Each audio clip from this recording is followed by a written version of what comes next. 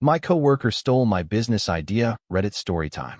Betrayal doesn't always come from enemies. Sometimes it comes from the people sitting right next to you at work.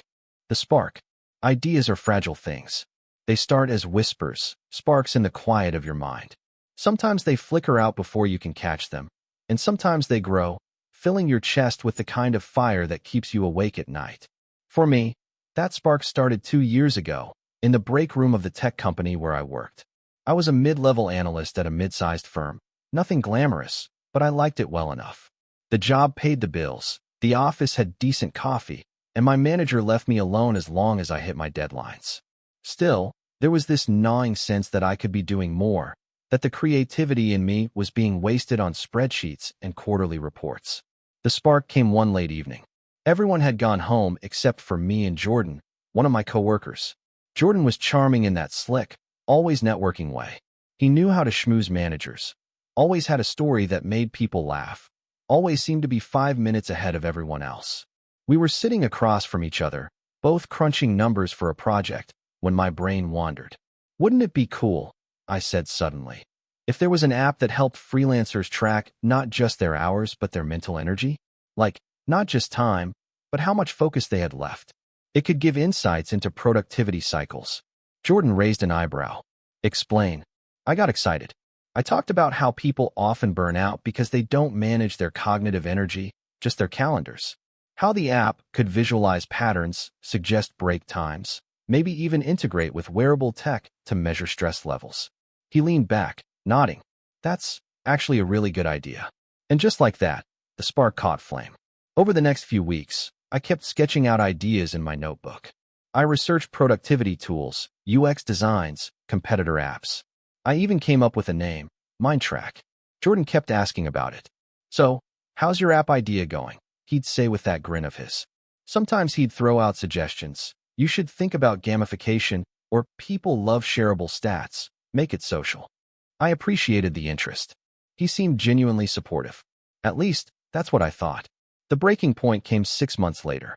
By then, I had wireframes, a basic prototype built with a no-code tool, and even a pitch deck. I hadn't shared it widely yet. I was cautious, protective, but Jordan knew most of the details. He was the one person I trusted enough to talk through the rough patches with. Then, one Monday morning, my manager called me into his office. He was smiling in that corporate, polished way. I just came from a leadership meeting, he said. We're exploring a new internal project, an app idea that Jordan brought up. Something about tracking employee energy cycles? Sound familiar? My stomach dropped. I forced a smile. Yeah, it does sound familiar. He didn't notice my tone. I think it has potential. Leadership wants Jordan to spearhead the initial pitch. You might be pulled in later, but for now, keep it off your plate. I walked out of that office in a daze. My notebook, my sketches, my late-night research, it was all flashing through my mind. Jordan hadn't just borrowed my idea. He had stolen it. That week was a blur of rage and disbelief. I confronted him in the parking lot after work. You took my idea, I said flatly.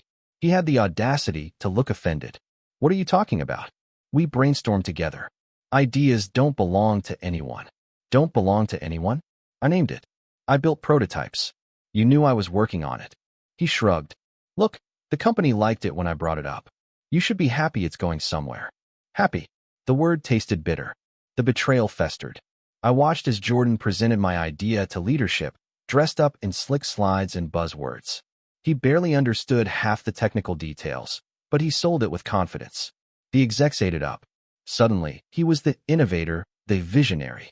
He was getting handshakes, praise, opportunities. Meanwhile, I sat in the background, my own work invisible.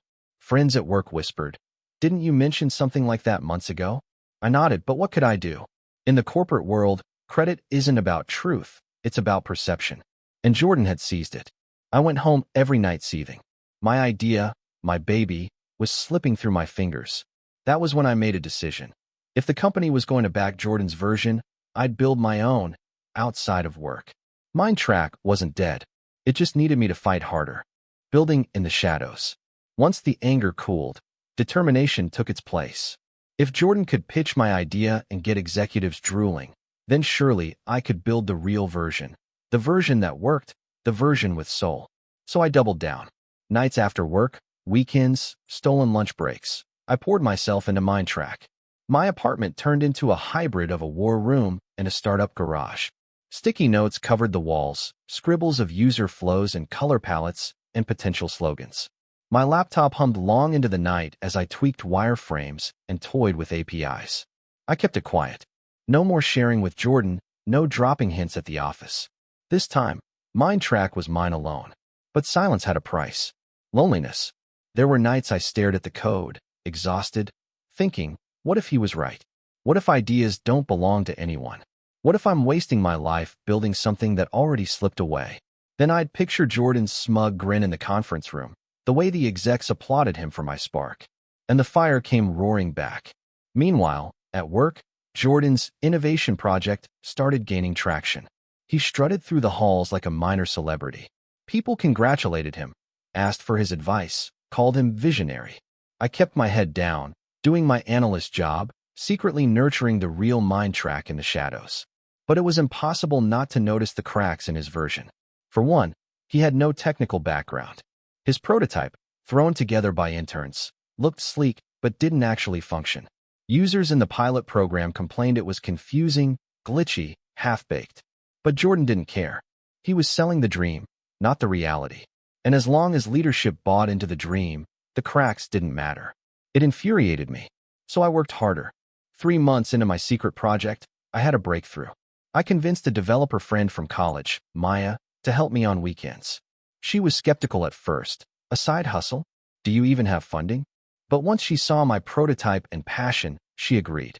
We refined the UI, built algorithms that actually tracked cognitive load using surveys and wearable integrations.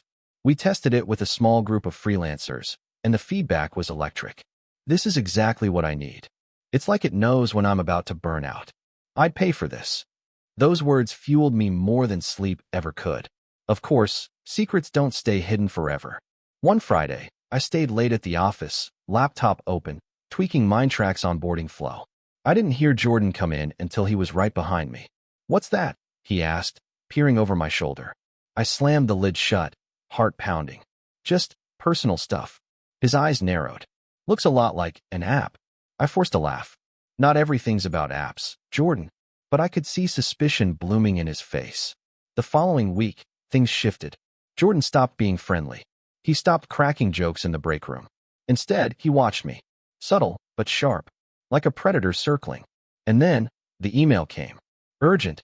Please see me in my office," my manager wrote. When I walked in, Jordan was already there, looking smug. My manager folded his hands. "Jordan tells me you've been working on a side project. Something suspiciously similar to his innovation app. Care to explain?" My stomach lurched. He'd told them. I took a breath. "Yes, I've been working on an app. But it's my idea. I've been developing it long before Jordan ever pitched it here." Jordan snorted. "That's a lie. She's trying to piggyback off my project." My manager looked between us, clearly uncomfortable. "Listen, company policy says employees can't develop competing projects outside of work. We need to clarify whether this falls into that category."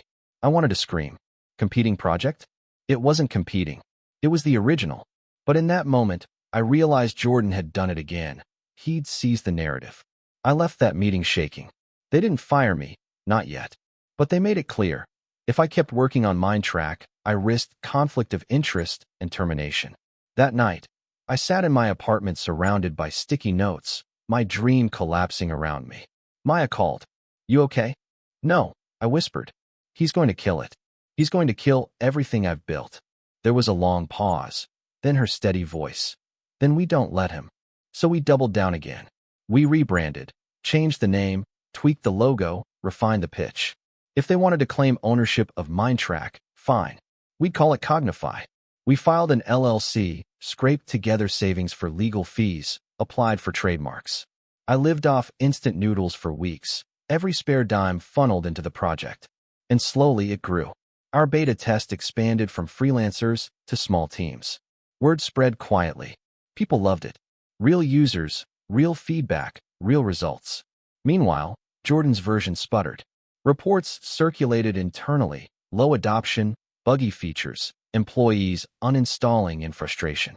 But instead of fixing it, he doubled down on flashy marketing. Videos, slogans, endless hype. It was smoke and mirrors. And I had fire. The clash was inevitable.